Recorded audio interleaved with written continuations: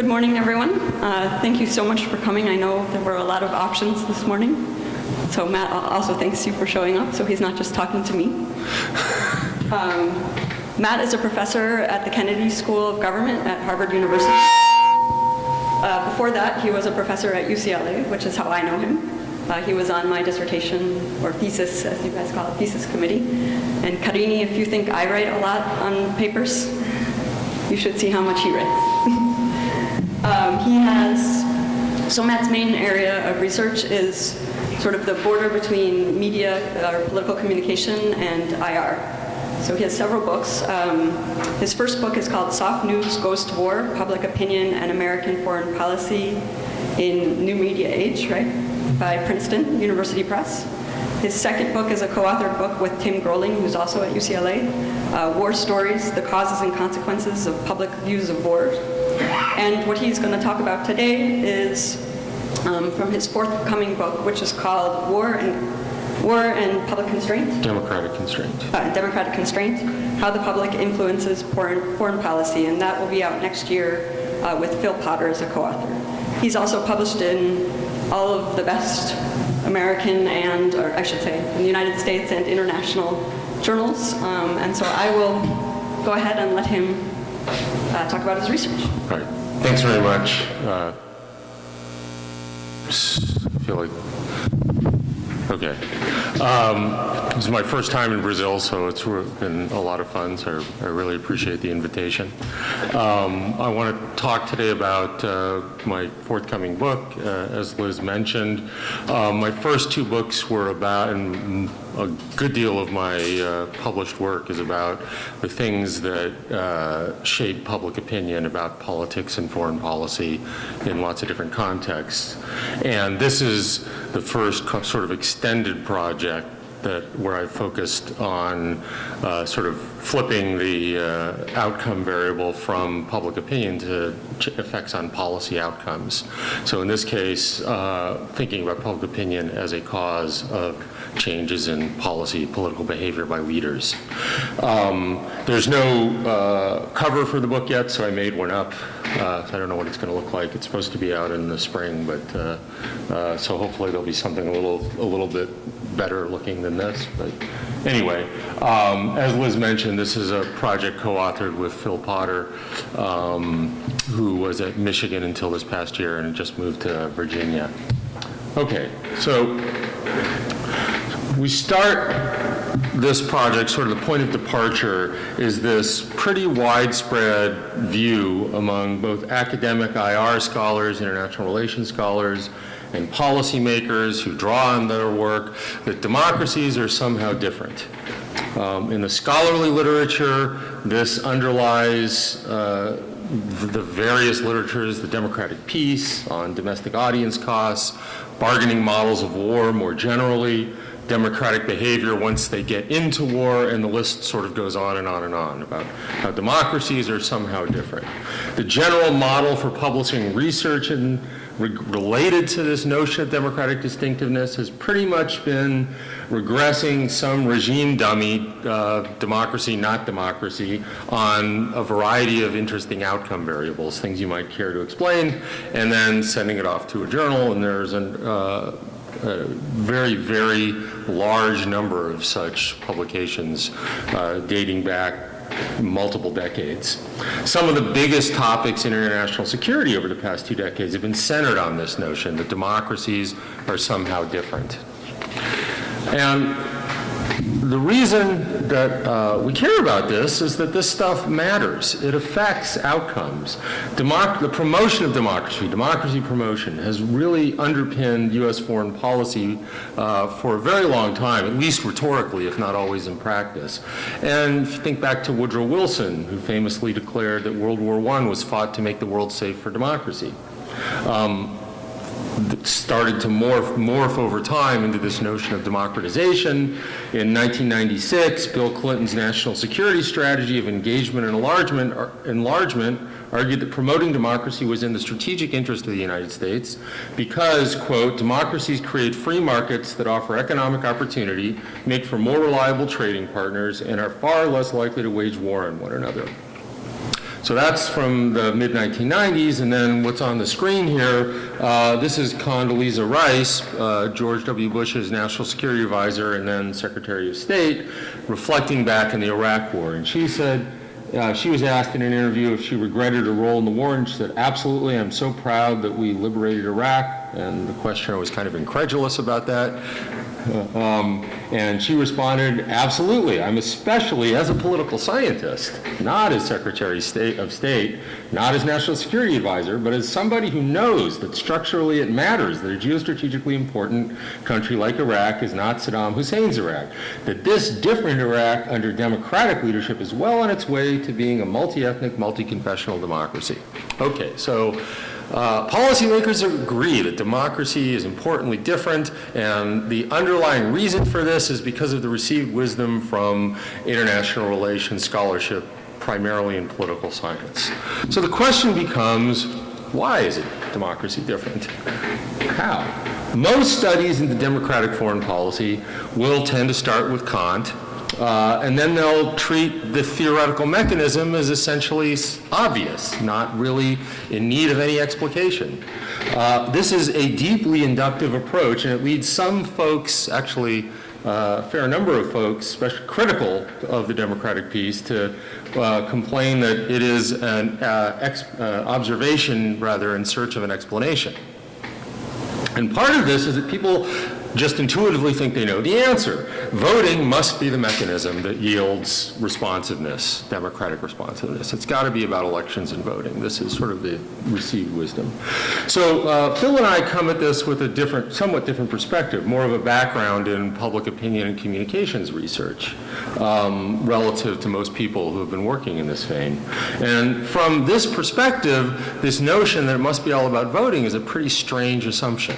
Because what we think we know in political communication about voting and in the public opinion world is that, or at least one of the key insights from this area is that people don't know very much about politics. They know even less about foreign policy. Most of the time, they don't care very much about it. This is especially true in the United States, but it's true in a lot of the advanced Western democracies to varying degrees. So our argument, then, is that voting is necessary but not sufficient. That Republican arrangements, which basically means delegation from citizens to representatives, Republican arrangements in mass democracies insulate, by design, leaders from voters. It's also not obvious, given the logic of republicanism and Republican governance, that they ought to be able to heavily constrain leaders. It's not clear that that's the point of a Republican design. So we assume that constraint is certainly partly about the ability to sanction leaders through voting, but it's also about knowing when to do that and when not to. And that means that constraint requires someone to blow the whistle on bad policies. And typically, that means a robust opposition. But it also requires a robust media to transmit the messages of the opposition to voters. And by robust here, I mean both free as a precondition, but also watchdog-oriented, inclined to challenge the government and hold it to account in the press. So the implications of all of this is that not all democracies are created equal. There is important institutional heterogeneity that matters quite a bit, and this could, we think, help account for the ambiguous results that have emerged in the literature. So in democracies, this means basically political parties. And in this context, we're arguing that more parties are better than fewer parties. I wouldn't carry that all the way to the extreme, because you can have extreme fragmentation. If you think of like the Israeli Knesset, where too many parties can actually be bad, but there aren't very many cases of that. In general, more parties is better. Now, we're not the first ones to make this argument. Others have noted the role of opposition in this regard, but nobody's really fully considered how this varies across democracies and the implications of that variation, more importantly.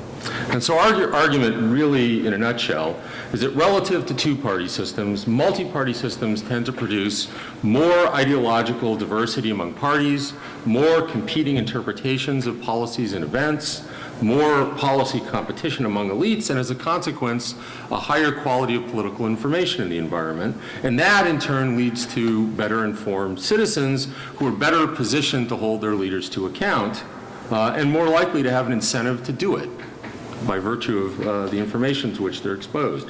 And this logic follows pretty straightforwardly from Downs, Anthony Downs' sort of insight in his economic theory of voting.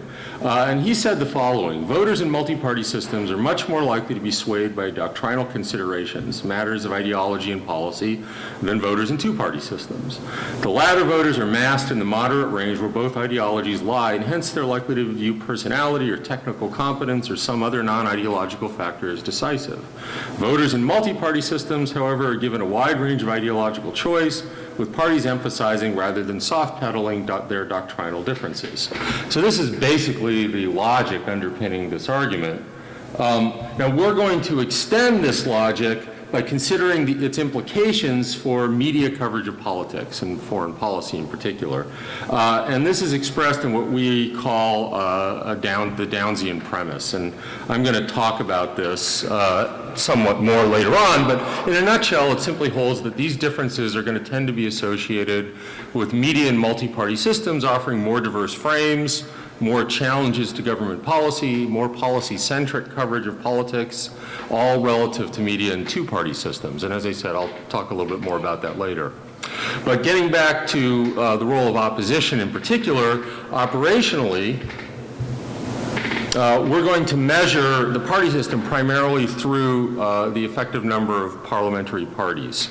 And this basically discounts parties that don't win enough votes to gain seats in the legislature. We have a number of other sort of robustness checks. We also use the effective number of electoral parties, which weights parties by their actual vote share, though we think the first is a better measure because it accounts better for kind of the extreme fragmentation that can happen at the high end of the party scale. And then we have a third replication in some cases where we thought we needed it, where we use just a PR dummy. And simply PR systems tend to have more parties than majoritarian systems, although they don't always, which is why this is a very noisy indicator, and that's why we call it just a robustness check. The nice thing is that it allows us to greatly increase the N in some of the models, so we get more observations in cross-sectional models that way. Okay, so just to give an example of the difference in the effects of multipartism relative to two-party systems, a good example is the Benghazi incident during the 2012 presidential election. So in the aftermath of this incident, where 4 Americans were killed at the embassy in Benghazi, Libya, so there was a lot of consternation in the American press. Republicans were crying bloody murder, trying to hold hearings, blaming the Obama administration. But despite all the brouhaha, Obama's lead over Romney fell by a statistically insignificant 0.1 percentage point, and within a month had actually increased by 2 percentage points. Presumably, the reason for this is in order to change candidates in the United States, a voter would also have to accept changes in their preferred candidates' positions on a whole range of things, from financial regulation to taxes, health care, gay marriage, abortion, et cetera, et cetera, et cetera. And to contrast with this, imagine, say, Israeli Prime Minister Netanyahu in a similar situation. His legislature in 2013 included 13 parties holding seats. So in the same situation, he would presumably be much more susceptible to defections to centrist and far-right religious parties. Basically, having a higher density of parties across the ideological spectrum there means that the parties are more ideologically proximate to the marginal Likud voter. So there's a greater risk to the leader that he could lose power. It's just from an event like this. So later, as I said, I'm going to show you some evidence in support of the Downsian premise, but I wanted to start by just showing a little bit of suggestive evidence that it's actually true, or appears to be true, that citizens in multi-party democracies really do differ from their counterparts in democracies with fewer parties in their knowledge about politics. So this is a slide looking at 3 surveys of EU members, comparing countries above and below the mean number of parties.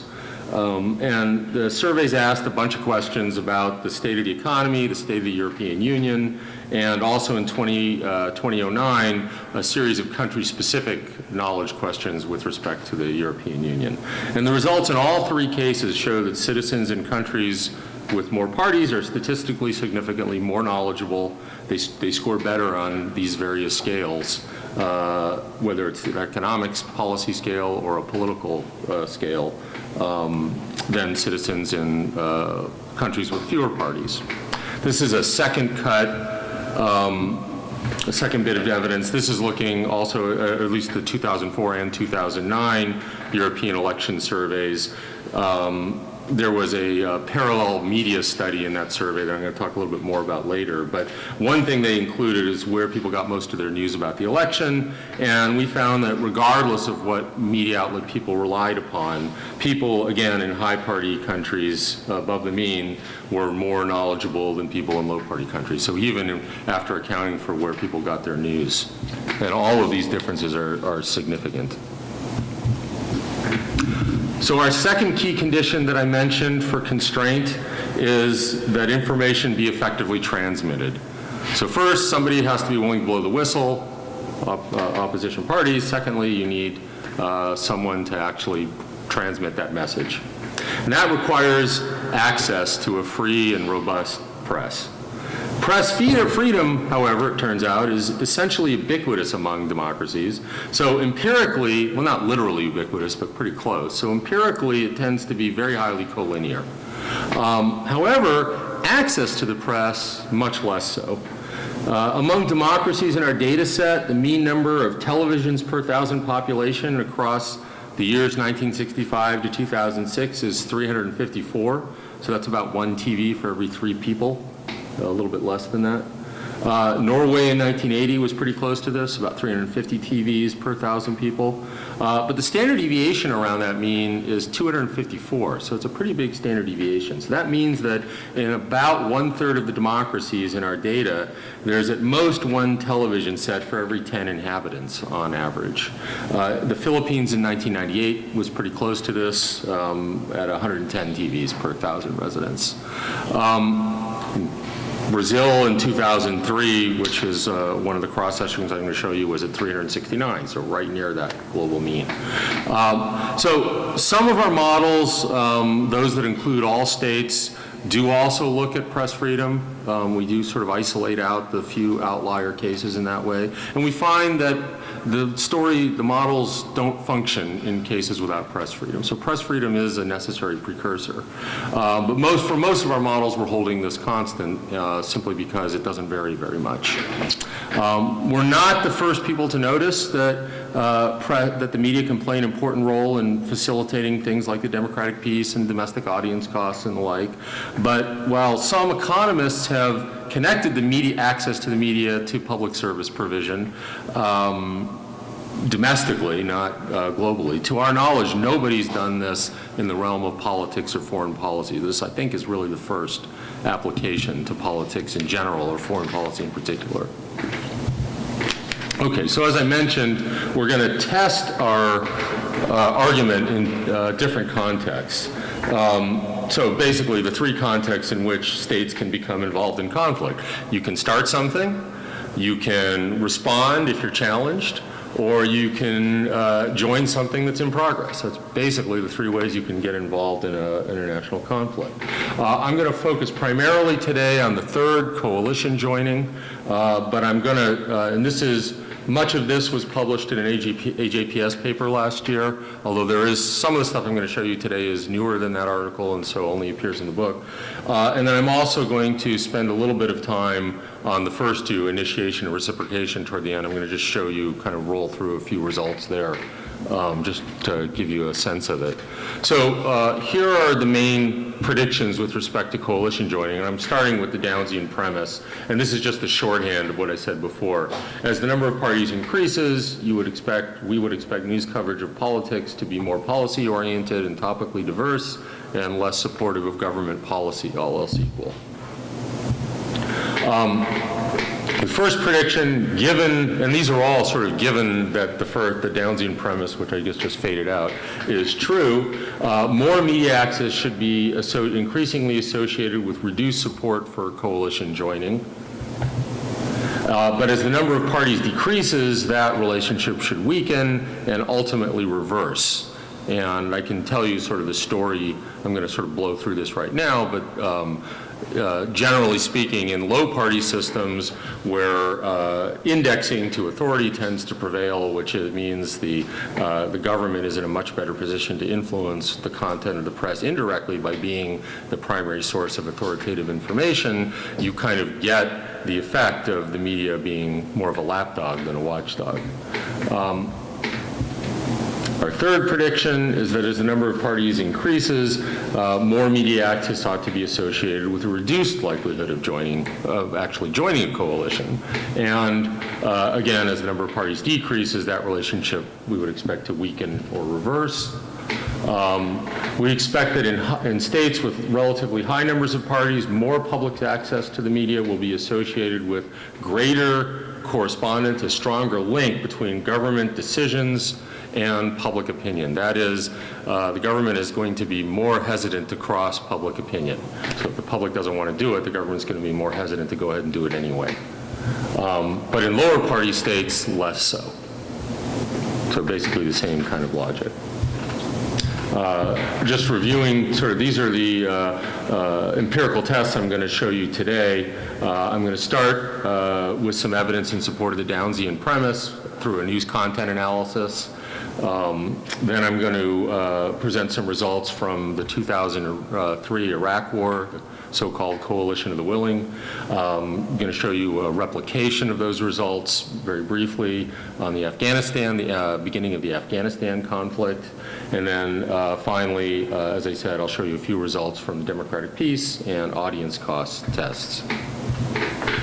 Okay, so starting with news content analysis. Basically, for the Iraq case, we did this for multiple cases, which I'll show you briefly later on, but for Iraq, we looked at all newspaper stories we could find between December 20th of 2002 and April 28th of 2003 for all countries with polity, democracy minus autocracy scores greater than 6, which is sort of the artificial convention for defining a democracy. It turns out it doesn't really matter whether you start at 4, 5, 6, or 7. The story is pretty much the same, but the convention is 6, so that's where we pegged it. We end up with 63 countries that we were able to get data for from either LexisNexis or ISI emerging markets. 43 of those 63 are democracies, and that ends up being our sort of critical data set. We have just under 500 newspapers from those states, so we have average about 13 per country, although obviously there's a fairly wide range around that average. We coded for a variety of dimensions. The 3 that are most relevant for today are valence, positive, negative, or neutral, relative to the government's policy. Focus, whether it's more oriented towards policy coverage, personality-centric coverage, human interest type coverage. And then also, as sort of a loose measure of the diversity of frames, it was much easier to reliably code the distinct number of topics coded. So we identified 17 possible topics and then looked at how many were included in the coverage. So the Downsian premise holds here that, again, just to review, in systems with more parties, you're going to see more policy-oriented coverage, more topical diversity, less support for the government's preferred policy relative to systems with fewer parties. So that's sort of our prediction. Oh, and there it is. I forgot I had it on the screen. So same thing, what I just said. So this is some reliability testing from our data. for the Iraq War data in particular, because that's the results that I'm going to show you. So generally, we have pretty good intercoder reliability, although it obviously varies depending on the precise test. It was kind of difficult to determine what was the most appropriate reliability test to employ, so essentially we did all of them. And so this is the result for all the ones that researchers use in different disciplines. The diversity of topics variable, which is basically straightforward counts, didn't need a human training set, so there are no mistakes in coding that variable because it's just keyword identification. However, coding of the coverage variables relied on supervised machine learning. Basically, this uses a training set of predefined labels to classify the articles, the text of articles according to a variety of different features. We had 3 human coders doing multiple rounds of coding. Each round they would code 400 articles. We would hold 100 of those constant across coders to assess intercoder reliability, and then we'd assess that, and then we'd repeat it, and we did this a bunch of different rounds with different coders until we were able to get a reasonable degree of reliability. And then once we had a coding scheme that was reliable, you feed that to the machine, and then the machine does the rest. It's also worth noting that these are fairly conservative estimates. The reason is that the machine, or our algorithm, weights results to account for coder disagreement and uncertainty, both internally and externally. So we're looking at accuracy of coding. Are people generally consistent with their peers on the one hand, and are they generally consistent with themselves on the other? So people that are more consistent in both respects, their coding is overweighted. The less consistent, the less heavily weighted their coding is. There's no way to account for this in the intercoder reliability, which is why I say this is very conservative. These are very conservative estimates. I assume our actual coding is quite a bit better than this, or at least somewhat better than this because of the weighting, but there's just no way to quantify that. I shouldn't say I assume it's dramatically better, but it ought to be at least somewhat better. Okay, so this gets me to the results. This is from 4 different country cases, and these are our tests of the Downsian premise. So we looked at Kosovo, Afghanistan, Kosovo in 1999, Afghanistan in 2001, Iraq in 2003, and Libya in 2011. The blue, the only one in color here, although it doesn't actually look like color on the screen. This is the Iraq case. So this, and that. All right, those are the Iraq case. I guess it looks blue on my screen. I'm sorry? Oh, from here it just looks great. Okay.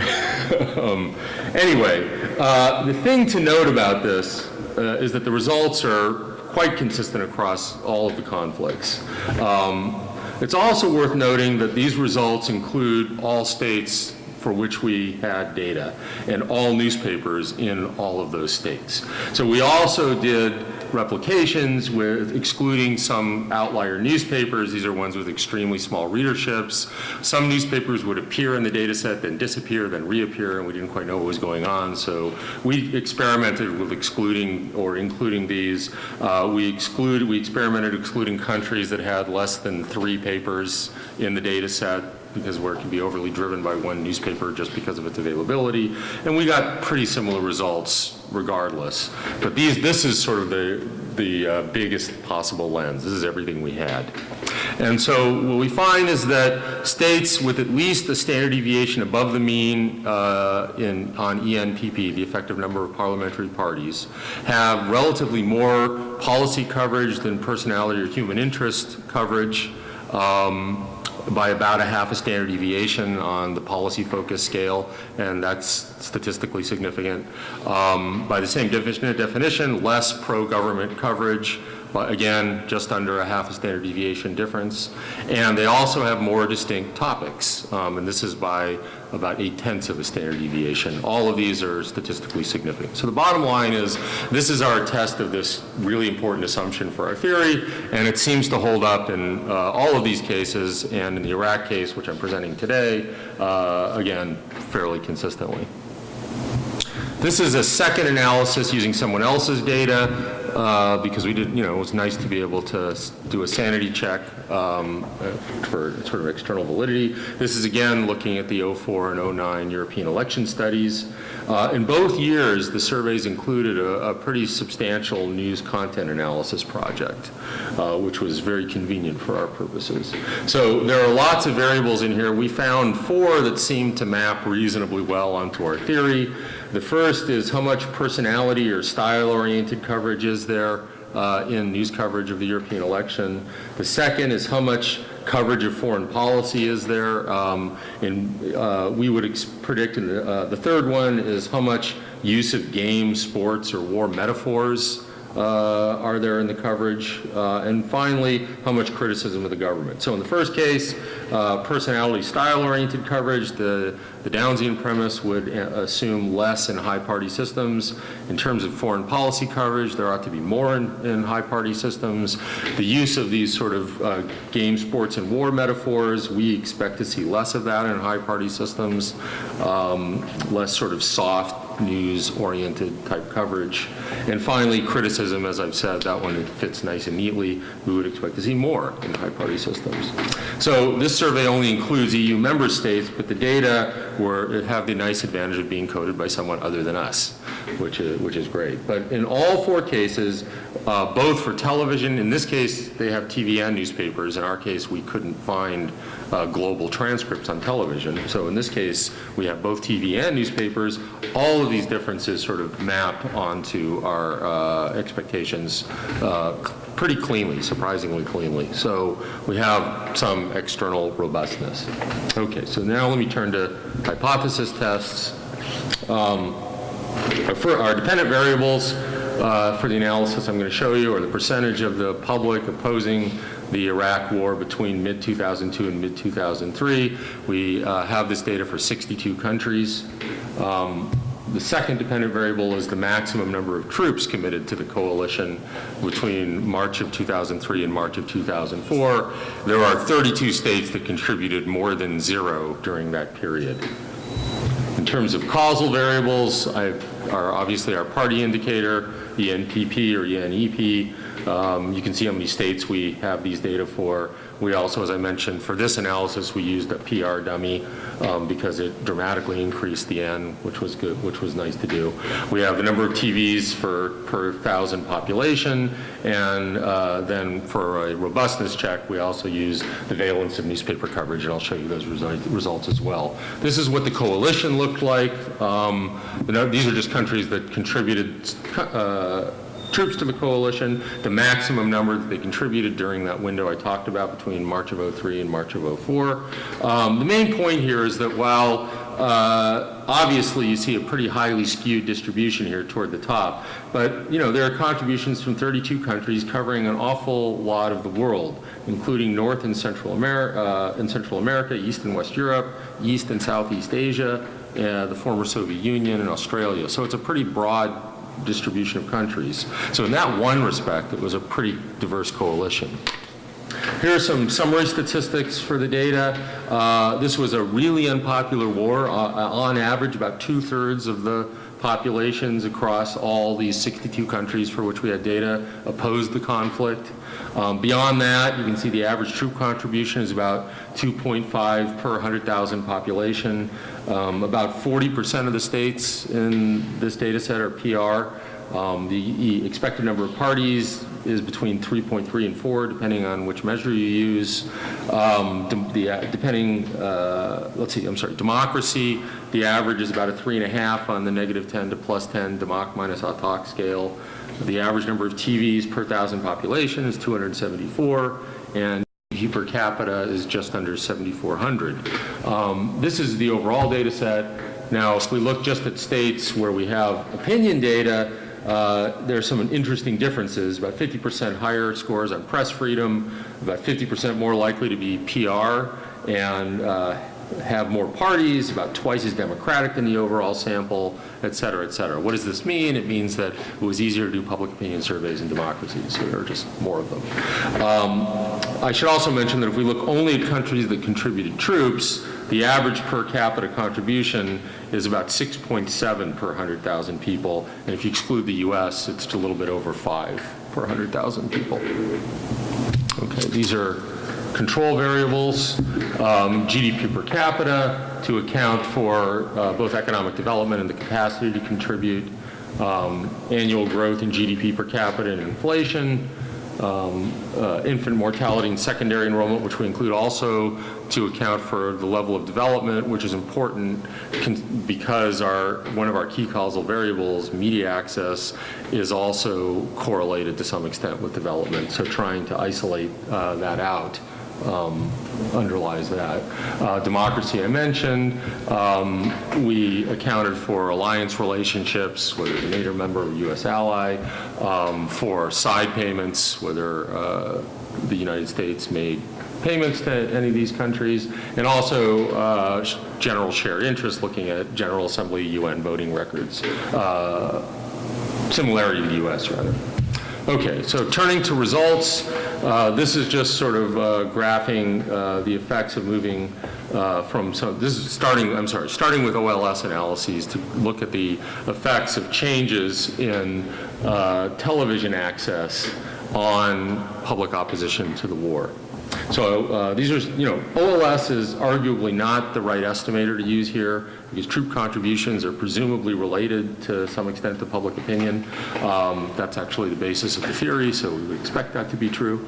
But the idea is to start with a really simple model, see if the results hold up, and then relax some of the OLS assumptions, and I'll show you some more complicated models too. But turns out it doesn't make much difference, which is why we sort of lead with the straightforward models.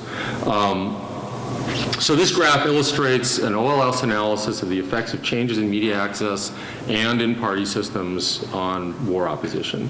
And you're seeing here the effect of a 2 standard deviation increase in television access on the percentage of the public in a given country opposing the conflict. So this tests the first 2 hypotheses. The first predicted that as the number of parties increases, more public media access would be associated with reduced war support. The second predicted the opposite pattern, or less strong increase, ultimately a reversal as the number of parties decreased. And the results show that in low party systems, public opposition to the Iraq War decreases significantly, in this case across all 3 indicators of the party system. So on your far left, you have the main indicator, ENPP, and then we have ENEP next to that, and then the PR dummy on your right. So in low party states, you get as public opposition decreases significantly as in low party systems relative to high party systems, and you get the opposite pattern in high party states. More TV access associated with more opposition to the war. And now this switches the dependent variable to troop contributions, which tests these 2 hypotheses. As the number of parties increase, more public access to the media should be more strongly associated with reduced troop commitments. The opposite as the number of parties decreases. And again, we get the same pattern we saw before. In low party states, increasing troop contributions in all 3 cases as media access increases. The opposite in high party states. Because we have only 62 cases where we have public opinion data, we ran a replication, dropping that as a control, but dropping that from the right side of the model, which increases the N by about 25% and produces essentially the same results. So you get, in case of expected number of parties, the same reversal. In the case of the PR dummy, you don't get the reversal, but in the high party case, the effect just disappears completely. So this is testing H5A and H5B, the last 2 predictions, looking at the constraining effects of opposition to war. Again, in this case, the Iraq War. As TV access increases, same change as before. Just to refresh, these are the 2 predictions. More media access will increase responsiveness to public opinion in decisions regarding troop commitments to a greater extent in high party states than in low party states. And the results show that, again, consistent with our expectations, in high party states, states with a sort of above the mean, two-standard deviation, above the mean, public opposition to the war appears to influence leaders' decisions to join the coalition more as TV access increases than is the case in states with fewer parties. The curve, also it's also worth noting that the curve is steeper in the high party state case, the high ENPP case, presumably due to the high degree of unpopularity of the Iraq War. The high party curve is lower than the low party curve, regardless of the state of public opinion. This implies that intervention was clearly perceived by typical countries as more politically risky than non-intervention, all else equal. So this was just, as I said earlier, a really unpopular conflict. Nobody really wanted to be involved. And the last thing is the 19-point difference in the slopes between the two curves. So, this represents the differential effects of rising public opposition, the strength of the link between public opinion and policymaking. That difference between high and low party states is also, aside from being pretty large, highly significant. So this, again, pretty strongly supports these two hypotheses. Now, as I said, I think it's pretty clear that OLS is at best an imperfect measure or model for estimating these relationships, because some of the OLS assumptions are probably violated. In particular, if it's true that public opinion influences leaders' decisions about committing troops, and media access and party systems influence both public opinion and troop contributions, then it's probably true that media access and party systems are influencing troop commitments indirectly as well through their hypothesized direct influence on public opinion. And if that's right, there's a nice model for measuring this. It's basically implying a recursive relationship. I'm assuming here that if this is recursive, that troop contributions are not influencing public opinion in the short run.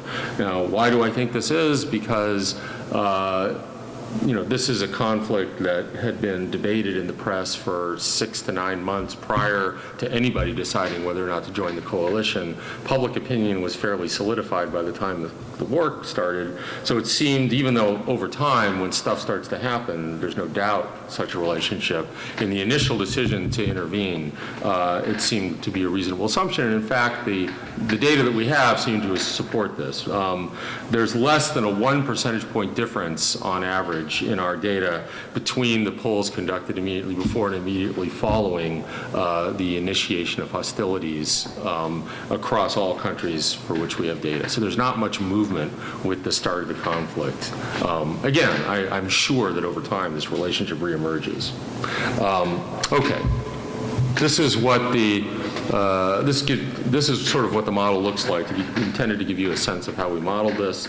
The first step is to model the direct effects of party systems and media access on public war opposition and troop commitments. So the first equation models public opposition as a function of parties' media access and the interaction between the two, as well as a set of controls. The second equation then takes the instrument for public opposition from the first equation and uses that to estimate the direct influence of public war opposition on troop commitments, along with estimating the direct effect of media access and party systems. The second step then, once we have this, is to calculate the indirect effect across the two models using the coefficient on the instrumented public war opposition from the second equation and the coefficient on party media access and the interaction between the two from the first equation, and then calculating the standard error on the indirect effects using the delta method, and plug all that into the black box, and this is what comes out. Basically, it turns out there is a significant indirect effect in addition to the direct effect, representing somewhere between a quarter and a third of the total effect. So there is a recursive relationship here, although as you can see, an awful lot of this is a direct relationship, which is why OLS worked pretty well. So we get a reasonable model from OLS. I also mentioned that we did a robustness check using actual news valence So this is the results from that test. And here we're replacing the party system indicator with our content analytic measure of news coverage valence. Why are we doing this? Basically, we are using the party system indicator to predict news content in the prior models.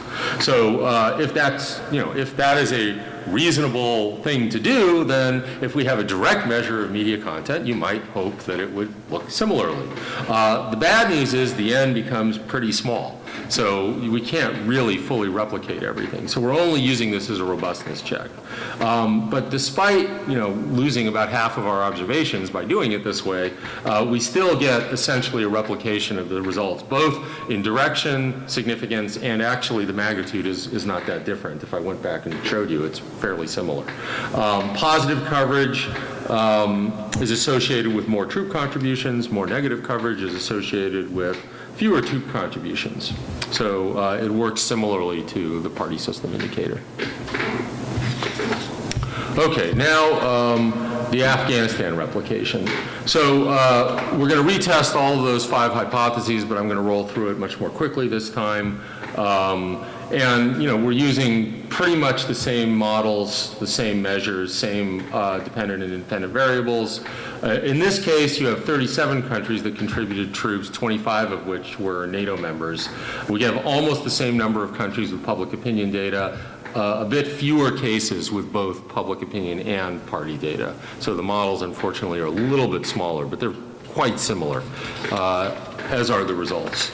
So this graph closely mirrors the results for Iraq. This is testing the first 2 hypotheses. So in low party states, more TV access is associated with reduced opposition to the war in Afghanistan.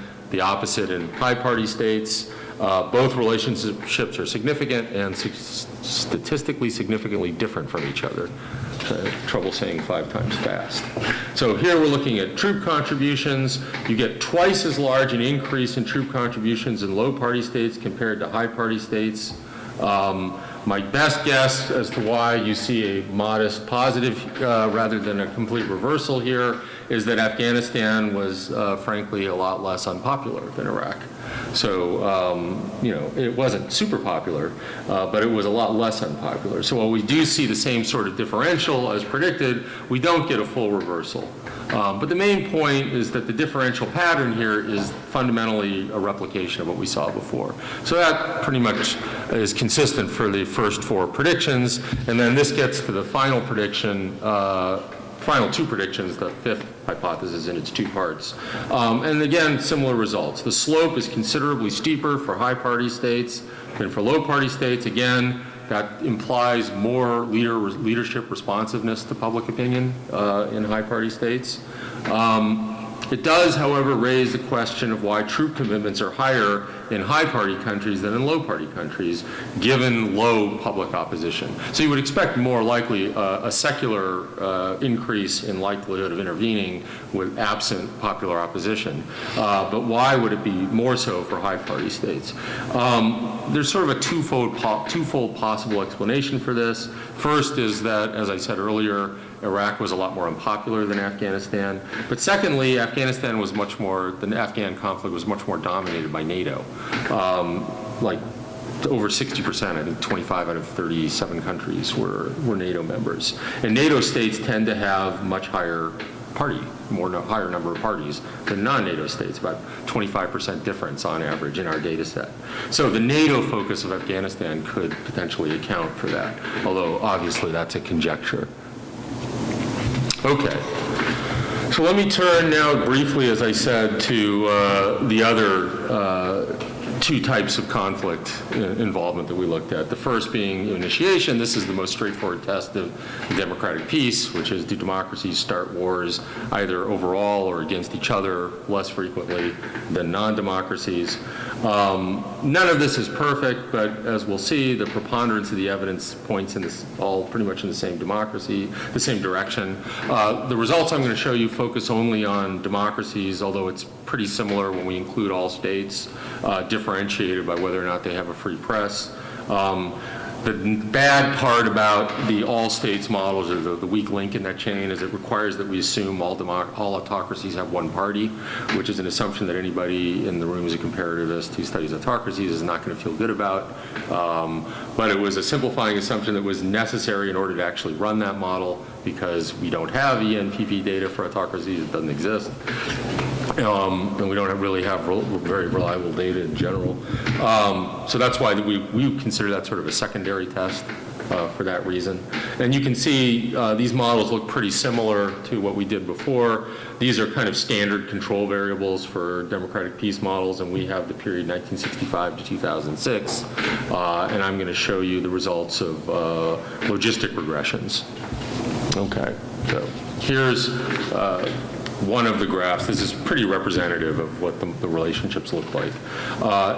Here, low party is defined as 2 parties, and for this simulation, 5 parties is defined as 5 parties, and these are the half a standard deviation below or above the mean. We originally did it a full standard deviation above, below, and above, but then we ended up high party states were something like 8, and all the comparative institutionalists said nobody has 8 parties. This is bullshit. Almost nobody. So. Remember, this was in the U.S. We got this a lot. That, who has 8 parties? So we ended up using more conservative differential. Small changes in these. The small changes. If you look at the axes, the y-axes, these are very small changes, and this is really because there's a tiny secular probability of any dyad being involved in a dispute in any given year. So if you're going to do a realistic estimate of the change in a very tiny probability, it's not going to be huge. We're looking at anywhere from 50% of a standard deviation change to about 150% of a standard deviation change, depending on which model you're using, which thing. So these are big relative changes, even though they're very small absolute changes. Basically what we find is that for low party states, in low party states, a 1 standard deviation change, I described from a half standard deviation below to above, is equivalent, produces about a doubling of the probability of a mid, significant at 0.05. In high party states, there's a small, marginally significant decline, although it's fairly flat. What is a MID again? Oh, I'm sorry, militarized interstate dispute. I apologize. This is from the Correlates of War project. So this is looking at all militarized interstate disputes at all levels. And yeah, I guess I should have taken a step back and described MIDs, because this can range from everything from somebody's fishing boat crossing international boundaries into someone else's territory, and then the National Guard from that territory comes out and threatens them, and they don't retreat, so they fire a shot across the bow. That's a militarized interstate dispute. It can be that at one end all the way to a full-scale war at the other end. So it covers a wide range of stuff, which is one of the reasons why we're going to look at narrower subsections of MIDs in just a moment. So we don't get as big a downward effect as for high party states as we do a upward effect for low party states, but the differences between them are statistically significant. This is the one in the top left is kind of the core model. Media access here implies television plus radio access. So the reason we added this is because of the range of this data set. Television by the 1980s was starting to flatline. Most countries had kind of maxed out. So we wanted to include an indicator that was still varying. Excuse me, I got that backwards. In the early years, I said that backwards. In the early years of our data set in the 1960s, television had not really spread very much at all in the developing world. Radios had spread much more. So radio access covers sort of what media access meant in the early part of the data set better than TV, and then TV becomes more important over time. So we replicated all of this both ways. That's what I was trying to say. It didn't come out very well. Okay. The top left is the TV access variable, the same as I used for the coalition joining, and then, or the top two are that, but ENPP is on the far left, and ENEP on the right, and then the media access replications on the bottom. So now, as I mentioned, the range of MIDs included in that other model were pretty huge, so we replicated this, first using only MIDs that involve fatalities, presumably more serious ones, and also using a second data set looking at international crises, a totally separate data set. And we get pretty similar results. It's a little bit noisier, and in the ENPP models, as opposed to the ENEP models, the differences between low and high party states are not quite statistically significant. They're right on the borderline, but they're not quite. For the ENPP models, they are significantly different. The reason for this is because if we had a vanishingly small number of MIDs for any diet in a given year, you can imagine how much smaller the probability of being in a fatal MID is. So the number of actual hits here is extremely small. And then with the crisis data set, there are far fewer international crises than there are MIDs, because those are much bigger events. So this is a problem of statistical leverage. But the shapes of the curves are almost identical to what I showed you before. When you say crises, they're militarized crises? Yeah, this is the Brecken-Welkenfeld international crisis behavior data set. So these are big militarized international crises. They don't necessarily involve shooting wars. That's not the definition. But they involve big events with large force deployments and the like. Okay, so turning to reciprocation, sort of the other side of this. How am I on time? Spoken for like about an hour or so. Already? Oh my God. All right. Well, I'm almost done. So I thought I was, yeah. Question, so I think it was okay. God, I lose track of time. I thought I was about 45 minutes. We started a little late. Yeah. Okay, so audience costs, same basic story here. Is it the case that the targeted state reciprocates when it's challenged? And here, we're going to look at all militarized interstate disputes, only ones that involve violence, actual violence. And then we're also going to look at a recently reformulated version of this that focuses on cases where there actually were threats to try and compel action from state A, by state A against state B. Same basic story, same data set, so I'll just skip ahead to the results. And basically, we see the same pattern. In high party states, as the TV axis goes up, the likelihood of reciprocation goes down. In low party states, TV axis doesn't really matter. This is basically a credibility story. The whole logic of audience costs is that if I issue a public threat, my domestic audience is going to punish me if I don't follow through on it. This, we're arguing, is more likely to be the case given a high media access environment with more parties where I'm likely, if I initiate a threat, my feet are really going to be held to the fire by the opposition, and they're going to be able to signal their displeasure if I back down effectively to the public. Whereas in low party states, I have much more control on the frame, so I'm much likely to actually be sanctioned in that way. So the amount of media access, the number of parties isn't going to make, the amount of media access in a low party state not going to matter so much. And that's basically what we find, whether we're looking at television access, media access, all MIDs, only violent cases, and then left to right, whether we're looking at ENPP or ENEP. And then finally, the compelling threat data set. This is from a recent article or some recent work by Downs and Sexer, because they basically they argue that most MIDs don't actually involve any real threats, and so the whole logic of audience cost doesn't even really apply.